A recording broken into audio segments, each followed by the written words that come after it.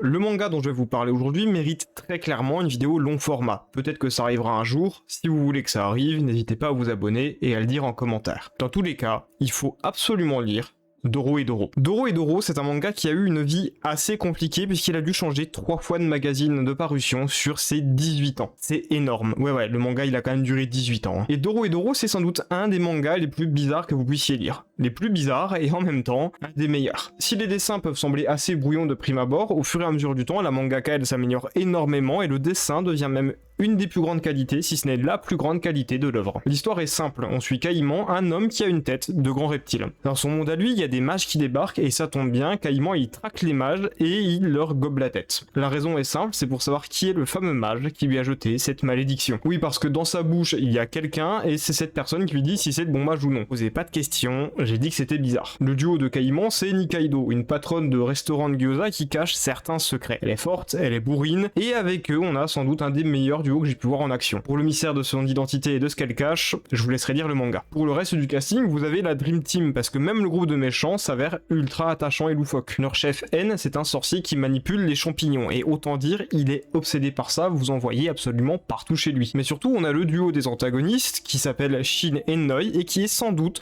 l'autre meilleur duo du manga et un des autres meilleurs duos de manga que j'ai pu voir de ma vie, c'est dire. Vous pouvez d'ailleurs voir leur dégaine, le manga il fait des chara-design ultra variés et ultra plaisants, mention spéciale aux Jordans de Chine. Pour l'histoire je vais pas spécialement vous en divulguer plus parce qu'il s'agit d'un mystère et d'une enquête avant tout, on va en savoir plus sur l'identité de Caïman, sur ce que Nikaido peut nous cacher, et sur un mystérieux groupe qui est nommé les Yeux en Croix. Et N lui il cherche un certain mage qui lui changerait la vie. Entre les dessins, le chara-design et l'intrigue, le manga vous propose des folies ultra déjantées et prenantes.